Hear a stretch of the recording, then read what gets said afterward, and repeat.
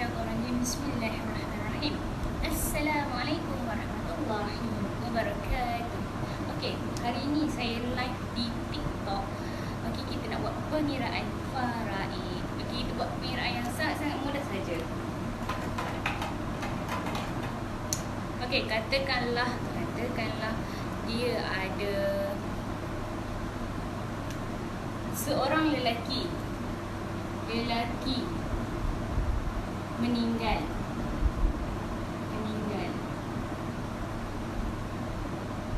Waris siapa? Katakanlah waris ada anak lelaki. Ini yang saya buat yang paling mudah dahulu ya.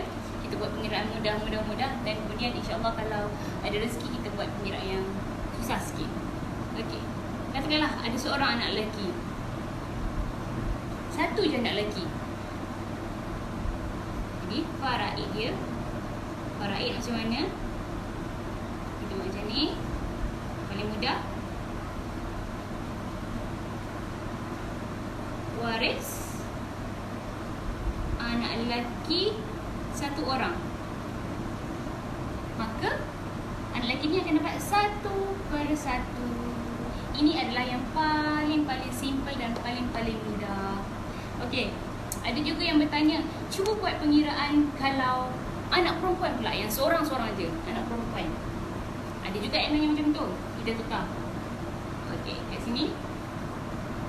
Katakanlah ni anak perempuan. Ni kita kena padam lah. Katakanlah anak perempuan sahaja. Anak perempuan seorang sahaja. Okey, faraid ni macam mana?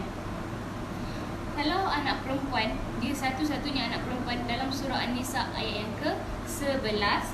Anak perempuan satu-satunya dia akan dapat 1/2. 1/2.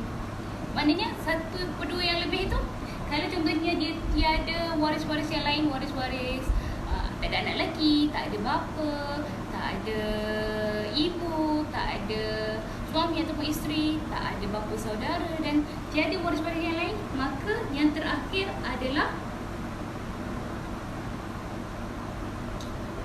dalam mazhab Syafi'i, kat sini baitul mal. Akan dapat 1/2. Okey, 1/2 kat sini. Ini kalau tak ada waris-waris yang lain. Contohnya kalau tak ada waris yang lain. Katakanlah dia, okey, saya tak nak buat kalian keliru. Katakanlah dia ada anak perempuan, lepas tu dia ada adik-beradik. Okey, katakanlah arwah lelaki ni meninggal, dia ada anak perempuan, lepas tu seorang lagi dia ada adik-beradik. Kita padam ya. Yang kedua, dia ada adik-beradik. Adik-beradik lelaki. Beradik iaitu saudara, ini S untuk saudara, saudara seibu, sebapa lelaki, satu orang. Katakanlah dia ada, katakanlah ni adalah abang. Abang dia ada seorang je. Macam mana? Abang kepada si mati ya.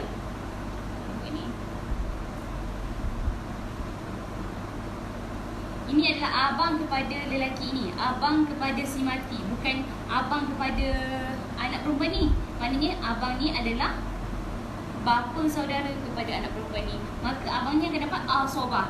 Asobah tu maksudnya baki. Baki apabila satu tolak dengan 1/2, jadi 1/2. Maka 1/2 ni dapat kepada abang. Kalau tadi yang saya sebut tadi, baitul mal tu, kalau tak ada waris-waris yang lain, kalau tak ada waris fardu yang lain, waris fardu kita berapa orang? 5 orang kan. Pertama waris fardu, anak lelaki, anak perempuan, ibu, bapa serta pasangan. Pasangan ni sama ada suami ataupun isteri je. Dia tak boleh dua-dua. Dia tak boleh ada suami ada isteri. Sebab apabila meninggalnya seseorang tu, dia akan ada lelaki ke perempuan. Kalau lelaki, yang ditinggalkan adalah isteri. Kalau yang meninggal tu adalah perempuan, kalau perempuan yang meninggal dia tinggalkan suami. Okey? Saya harap yang ini memberi penjelasan ya. Kalau ada yang tak faham, boleh boleh hubungi saya. Boleh call je saya ataupun boleh WhatsApp je saya. Ya Allah. Dan awak. Allah Akbar. Masa ni lah dia nak jatuh kan. Sebelum ni tak nak jatuh kan. Okey. Kalau contohnya sesiapa yang ada persoalan boleh hubungi saya ataupun boleh WhatsApp je 011-2555-1269. Saya Nurul.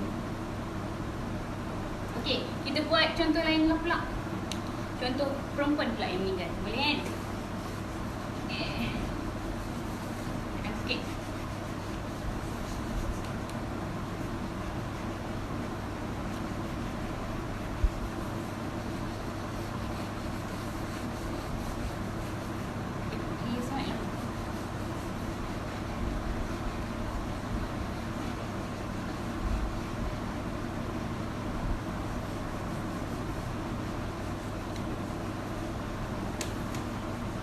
Katakanlah perempuan yang meninggal dunia. Okey. Ya Allah. Maaf, minta maaf. Okey, katakanlah seorang wanita yang meninggal dunia. Wanita meninggal.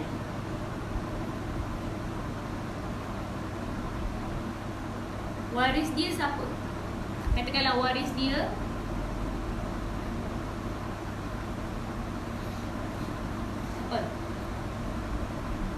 suami. Katakanlah ada suami. Suami mestilah seorang je. Wanita tak boleh kahwin lebih daripada seorang.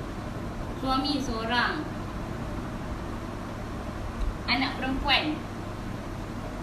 Kalau anak lelaki kita tahu. Anak perempuan. Anak lelaki kita tahu dia akan dapat asobah. Kalau anak perempuan ni dia special sikit. Okay, anak perempuan ni dia special. Nanti saya terangkan sikit ya. Anak perempuan, lepas tu apa lagi? Katakanlah dia tinggalkan siapa? Bapa. Bapa ni siapa? Bapa ni ayah kepada wanita ini. Bapa adalah ayah kepada wanita ini. Seterusnya ditinggalkan siapa lagi? Ditinggalkan, katakanlah saudara seibu sebapa lelaki, saudara seibu sebapa perempuan. Ini adalah adik-beradik Ini untuk ringkasan je. Adik-beradik lelaki, adik-beradik perempuan. Tak kira lah, mungkin adik lelaki ke, mungkin abang ke, ini mungkin kakak ke, mungkin adik perempuan ke. Siapa lagi yang ditinggalkan? Katakanlah ni semua seorang-seorang Seorang. Bapa memang seorang je. Adik-beradik lelaki seorang, adik-beradik perempuan seorang. Katakanlah dia tinggalkan bapa saudara. Bapa saudara. Iaitu bapa saudara seibu sebapa dengan bapa. Maknanya yang ni bapa saudara ni adik-beradik kepada bapa. Okey, adik-beradik kepada bapa. Maksudnya bapa dia dengan lelaki ni adalah adik-beradik. Ni pun katakanlah seorang je. Okey, siapakah yang akan menerima bahagian faraid? Okey, tengok ya. Okey, bismillahirrahmanirrahim. Kita buat macam ni. Maaflah. Orang Terengganu panggil belok. Belok tu tak lurus. Saya orang Terengganu. Asal Terengganu. Terengganu. Okey, katakan lagi tulis macam ni, waris. Waris suami pertama, suami. Kedua, anak perempuan. Satu orang je.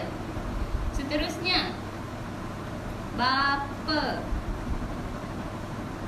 Seterusnya, ini saudara seibu sebapa lelaki, saudara seibu sebapa perempuan. Seterusnya, bapa saudara. Okey, saya tulis ni bapa saudara je macam ni. BS, bapa saudara seibu sebapa. Maksudnya bapa saudara ni adik-beradik kandung dengan bapa. Okey, bagaimanakah pengiraan faraidnya? Bagaimanakah kita nak senang kira. Pertama kita tahu dulu, first of all kita kena tahu siapa yang layak menerima bahagian faraid, siapa yang boleh menerima. Pertama, suami. Suami sebab telah ditetapkan dalam surah An-Nisa ayat yang ke-12. Sekejap sikit. Surah An-Nisa ayat yang ke-12. Tengok An-Nisa ayat ke-12. Anak perempuan akan dapat bahagian faraid dalam surah An-Nisa ayat yang ke-11. Bapa pun akan dapat dalam surah An-Nisa ayat yang ke-11. Okey, adik-beradik ni dapat ke menerima faraid? Adik-beradik lelaki dengan adik-beradik perempuan ini, jawapannya tidak. Adik-beradik tidak akan menerima. Mereka tidak akan menerima. Disebab ya Allah. Ai. Alahai. Apalah, sementara live ni cabut pula. Ya Allah, dugaan. Mungkin sebab saya menyandar kot. Allah Akbar. Tak apa, sekejap. Okey. Okey. Adik-beradik ni tidak akan menerima bahagian faraid, tuan-tuan dan puan-puan. Adik-beradik tidak akan menerima bahagian faraid disebabkan adanya bapa. Kalau ada bapa, automatik adik-beradik tidak akan menerima bahagian faraid disebabkan bapa ini lebih kuat daripada adik-beradik. Begitu juga dengan bapa saudara seibu sebapa dengan bapa ini, dia juga tidak akan menerima bahagian faraid. Saya tengah menahan ni. Belat. Belat dia nak. Macam mana ya saya nak tahan ni? Okey. Nanti lepas live baru boleh adjust. Okey. Saya tahan ni, berat. Okay, seterusnya, berapakah bahagian untuk suami? Suami akan dapat 1/4. Suami dapat 1/4. Untuk anak perempuan sebab dia seorang-seorangnya, ya Allah. Anak perempuan sebab dia seorang-seorangnya, dia akan dapat 1/2. Kalau anak perempuan ni ramai, dia akan dapat 2/3. Kalau contohnya anak perempuan lebih daripada 2, dia akan dapat 2/3. Allah, saya rasa berat sangat.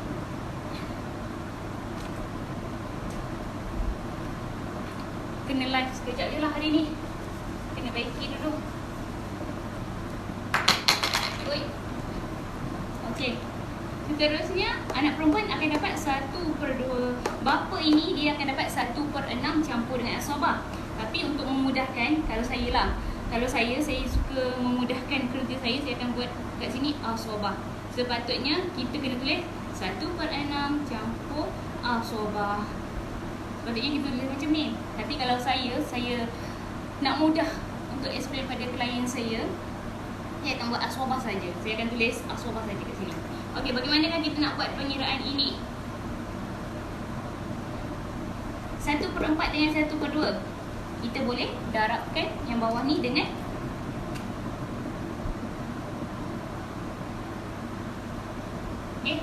betul. Ni darab dengan 2. Okey. Asabah ni bapa kita akan tunggu sekejap lagi ya. Okey, maknanya kat sini penyebut dia ya Rabbana. Kat sini adalah 4. 4 maknanya 4 ni apa? Penyebut kat bawah ni. 1/4. Yang ni kita kan dah darab. 1 darab dengan 2 jadi 2/4. 2 ni daripada mana? 2 di sini. 4 ni 2 darab dengan 2. Okey, seterusnya kita tolakkan. Jadi 1 tolak dengan 1/4. Tolak dengan 2/4.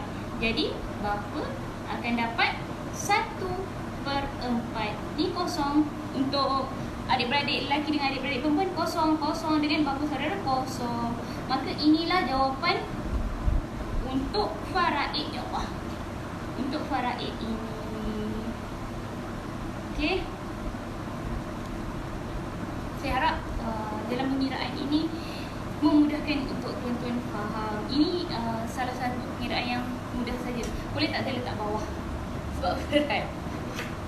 Aish, nanti kena minta tolong baiki. Okey. Kat sini. Okey. Sebenarnya faraid ini dia mudah saja. Mungkin ada yang mendengar ni adalah seorang pelajar yang ingin menduduki peperiksaan, ataupun mungkin sesiapa sahaja yang mendengar live ini. Saya letak kat bawah. Okay. Saya adalah seorang konsultan keuangan. Saya buat untuk penulisan wasiat, hibah serta perjanjian aset perolehan bersama. Maksudnya, kalau ada siapa-siapa yang nak buat penulisan wasiat, boleh hubungi saya.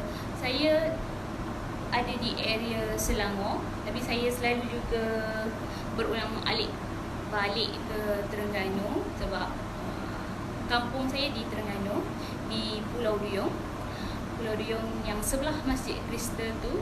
Kalau ada siapa-siapa yang nak saya konsak, ada siapa-siapa yang nak saya bagi penerangan, boleh hubungi je saya 011-2555-1269. Saya kebanyakannya sebab saya duduk kat area Selangor, kebanyakannya area Selangor ni ramai yang bertanya. Memang ramai yang ingin untuk buat pengiraan. Dan ada satu tu kes yang dari Kedah, kalau tak silap saya. Kedah ke mana? Kedah ke area utara sana. Ada kematian berlapis, 4 lapis. Kematian berlapis tu dia macam ni. Kematian berlapis tu kalau kita panggil munasaqat. Mula-mula contohnya lah, saya lupa dia punya siapa yang meninggal dulu, Kematian berlapis ni macam ni. Contohnya first, nenek meninggal. Selepas itu, bila nenek meninggal, katakanlah nenek tu ada anak, ada cucu, ada suami. Katakanlah nenek tu masih ada atuk. Selepas nenek tu meninggal dalam contohnya katakanlah 5 tahun, atuk tu pula meninggal. Itu kita panggil kematian berlapis. Maksudnya tak sempat nak selesaikan yang nenek ni, tapi atuk pula dah meninggal. Itu kematian 2 lapis. Maknanya nenek tadi yang 1 lapis. Apabila atuk pula meninggal tapi tak sempat nak selesaikan nenek ni, tu dah jadi 2 lapis. Apabila datuk meninggal. Apabila datuk meninggal, lepas tu ada pula, katakanlah ada pula anak kepada datuk ni. Anak kepada datuk ni meninggal. Dah jadi 3 lapis. Katakanlah anak ni meninggal, lepas tu ada cucu kepada kematian yang pertama tadi meninggal pula. Dah jadi 4 lapis. Itulah, jadi saya menyeru kepada semua, saya meminta kepada semua, buatlah penyelesaian harta pusaka dengan segera. Buatlah. Kalau tak tahu, boleh tanya kepada sesiapa sahaja. Boleh. Contohnya, kalau kematian untuk 2 juta, ada harta 2 juta, kalian boleh tanya 2 juta ke atas, ada aset alih dengan aset tak alih 2 juta, boleh tanya mahkamah tinggi. Ataupun yang kedua, ada aset alih dengan aset tak alih kurang daripada 2 juta, boleh tanya dekat pejabat pusaka kecil yang berdekatan dengan kalian, Kalau contohnya harta yang diingatkan tu ada area Kuala Terengganu, pergi tanya kat area Kuala Terengganu. Kalau contohnya ada area dekat Putrajaya, pergi tanya Putrajaya. Contoh, okey. Saya tak kata kepada siapa-siapa. Ataupun si mati ni meninggalkan harta alih sahaja. Harta alih tu macam ASB, akaun bank, tabung haji, tapi dia tak ada tinggalkan rumah, dia tak ada tinggalkan tanah, dia tak ada tinggalkan bangunan, dia tak ada tinggalkan wisma. Itu adalah aset tak alih. Contohnya yang ditinggalkan, yang ketiga, katakanlah dia tinggalkan aset alih saja, aset alih. Aset alih yang saya sebut tadi, ASB ke, tabung haji ke, akaun bank ke, kalau dia tinggalkan kurang daripada 600,000, kalau ditinggalkan kurang daripada 600,000, boleh pergi kepada Amanah Raya Berhad. Amanah Raya Berhad.